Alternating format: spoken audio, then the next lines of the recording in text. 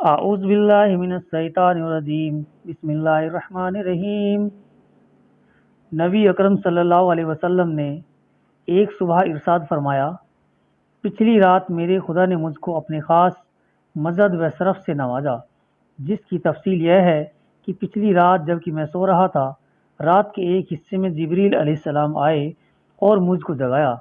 ابھی پوری طرح جاگ بھی نہ پایا تھا کہ حرم شریف میں اٹھا لائے، اور تھوڑی دیر لیٹا تھا کہ پوری طرح بیدار کر کے پہلے تو میرا سینہ چاک کیا اور پوری مناسبت پیدا کرنے کے لیے دنیا کی قدورتوں کو دھویا اور ایمان و حکمت سے بھر دیا۔ اس کے بعد حرم کے دروازے پر لایا گیا اور یہاں جبریل علیہ السلام نے میری سواری کے لیے خچر سے کچھ چھوٹا جانور براق پیش کیا جو سفید رنگ کا تھا۔ جب میں اس پر سوار ہو کر روانہ ہوا تو اس کی ہلکی چال کا حال یہ تھا کہ نگاہ کی حد اور رفتار کی حد برابر نظر آتی تھی کہ اچانک بیت المقدس جا پہنچے۔ یہاں جبریل کے اشارے پر براق کو مسجد کے دروازے کے اس حصے سے باندھ دیا جس سے بنی اسرائیل کے نبی مسجد اقصیٰ کی حاضری پر اپنی سواریاں باندھا کرتے تھے، اور جو اس وقت یادگار کے طور پر قائم تھا۔ پھر میں مسجد اقصیٰ میں داخل ہوا اور 2 رکعت نماز پڑھی۔ اب یہاں سے ملائے اعلیٰ کی تیاری شروع ہوئی تو پہلے تو جبریل علیہ السلام نے میرے سامنے 2 پیالے پیش کیے۔ ان میں ایک شراب سے لبالب بھرا ہوا تھا اور دوسرا دودھ سے۔ میں نے دودھ کا پیالہ قبول کیا اور شراب کا پیالہ رد کر دیا۔ جبریل علیہ السلام نے یہ دیکھ کر کہا، آپ نے دودھ کا پیالہ قبول کر کے فطرت کے دین کو قبول کیا، یعنی اللہ کی اور سے آپ کو جو میں نے 2 پیالے پیش کیے تو دراصل یہ تمثیل تھی، دونوں فطرت اور دین زیگ، مگر آپ نے اس حقیقت کو پہچان لیا اور دودھ کے پیالے کو قبول فرمایا جو دین فطرت کی مثال کی شکل تھی، دین فطرت کو قبول فرما لیا۔ اس کے بعد ملائے اعلیٰ کا سفر شروع ہوا اور جبریل کے ساتھ براق نے آسمان کی اور اڑان بھری۔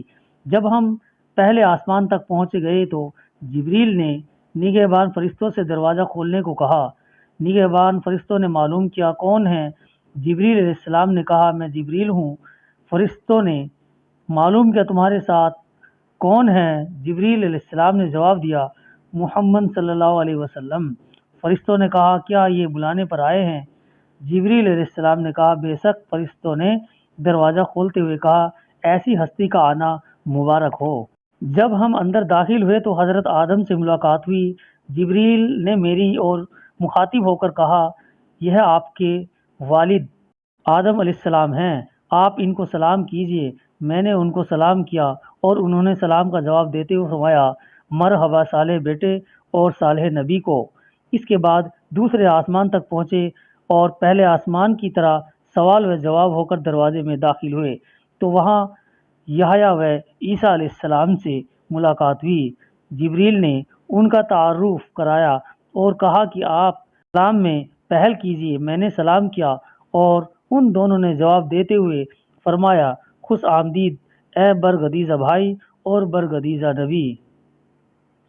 پھر تیسرے آسمان پر پہنچ کر یہی مرحلہ پیش آیا، اور جب میں تیسرے آسمان میں داخل ہوا تو حضرت یوسف علیہ السلام سے ملاقات ہوئی۔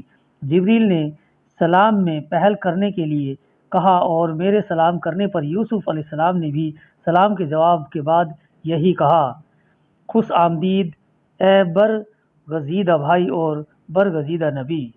اس کے بعد چوتھے آسمان پر اس سوال کے ساتھ حضرت ادریس علیہ السلام سے ملاقات ہوئی، اور پانچویں آسمان پر حضرت ہارون سے، اور چھٹے آسمان پر حضرت موسیٰ علیہ السلام سے اسی طرح ملاقات ہوئی۔ لیکن جب میں وہاں سے روانہ ہونے لگا تو حضرت موسیٰ علیہ السلام پر رقت طاری ہو گئی۔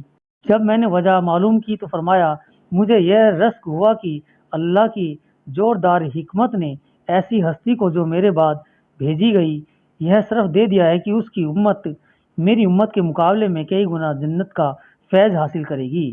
اس کے بعد پچھلے سوال و جوابوں کا مرحلہ طے ہو کر جب میں 7ویں آسمان پر پہنچا تو حضرت ابراہیم علیہ السلام سے ملاقات ہوئی جو بیت المعمور سے پیٹھ لگائے بیٹھے تھے اور جس میں ہر دن 70,000 نئے فرشتے عبادت کے لیے داخل ہوتے ہیں۔ انہوں نے میرے سلام کا جواب دیتے ہوئے فرمایا، مبارک اے میرے برگزیدہ بیٹے اور برگزیدہ نبی، یہاں سے پھر مجھے سدرۃ المنتہا تک پہنچایا گیا، جس کا پھل ہجر کی ٹھیلیا کے برابر ہیں اور جس کے پتے ہاتھی کے کان کی طرح چوڑے ہیں۔ اس پر اللہ کے فرشتے جگنوں کی طرح بے تعداد چمک رہے تھے اور خدا کی خاص تجلی نے اس کو حیرت ناک طور پر روشن اور کیف والا بنا دیا تھا۔